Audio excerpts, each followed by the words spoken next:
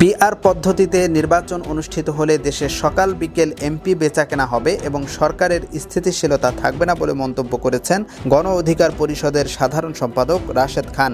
তিনি বলেন, স্থিতিশীলতা বজায় রাখতে হলে বর্তমান পদ্ধতিতেই নির্বাচন করতে হবে। শনিবার রাজধানীর রমনায় বিআইএসএস অডিটোরিয়ামে সংস্কার ও নির্বাচন প্রেক্ষিত জাতীয় ঐক্য শীর্ষক সেমিনারে বক্তৃতা করেন তিনি।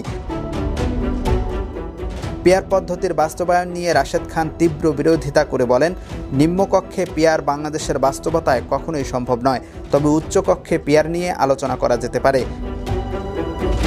তিনি আশঙ্কা প্রকাশ করেন, পিআর পদ্ধতি চালু হলে এর মাধ্যমে আওয়ামী লীগের পুনর্বাসন সম্ভব হতে পারে এবং এর ফলে দেশে আরেকটি জাতিগত বিভাজন ও ধর্মীয় দাঙ্গা লাগার শঙ্কা তৈরি হবে।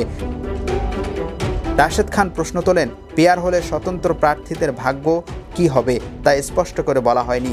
রাশেদ খান অভিযোগ করেন, সংস্কার ইস্যুতে সিদ্ধান্ত নিতে পারবে না, এমন বক্তব্যের মধ্য দিয়ে কমিশন বা সরকার দায় এড়াতে চাইছে। তিনি জোর দিয়ে বলেন, ভিন্নমতকে ঐকমত্যে নিয়ে আসার দায়িত্ব সরকারের এবং সবার বক্তব্য শুনে একটি সিদ্ধান্ত নিতে হবে। রাশেদ খান বিভিন্ন রাজনৈতিক দলের চলমান আন্দোলনের উদ্দেশ্য নিয়ে প্রশ্ন তুলে বলেন, আলোচনা চলমান থাকার সময় মাঠের আন্দোলনের উদ্দেশ্য কি? ডিসি ভিসি নিয়োগ বা সুযোগ সুবিধার সময় যারা আন্দোলন করেনি এখন আন্দোলন করছে, এর অর্থ তারা আরেকটি সংকট তৈরি করতে চাচ্ছে। আরেকটি ১-১১ হলে দায় এড়াতে পারবেন না।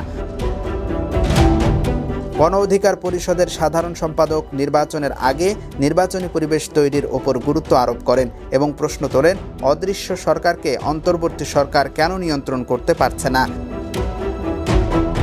জাতিসংঘ অধিবেশনে যোগ দিতে প্রধান উপদেষ্টা ডক্টর মোহাম্মদ ইউনূসের ১০৪ জনের ব্যয়বহুল সফর নিয়ে প্রশ্ন তুলে রাশেদ খান বলেন, সাম্যের কথা বলে সরকার বৈষম্যের বিস্তার ঘটিয়েছে।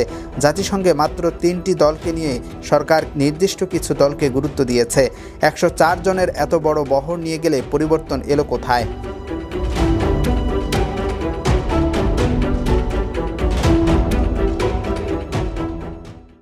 দেশের নাম্বার 1 ট্রেডিং অ্যাপ নিফটি ফার্স্টে পাচ্ছেন ট্রেডিং এর সব সুবিধা, dual exchange access, company analysis, portfolio তৈরি করা সহ আরও অনেক ইউনিক ফিচারের সাথে ট্রেড করতে ডাউনলোড করুন এক্ষুনি।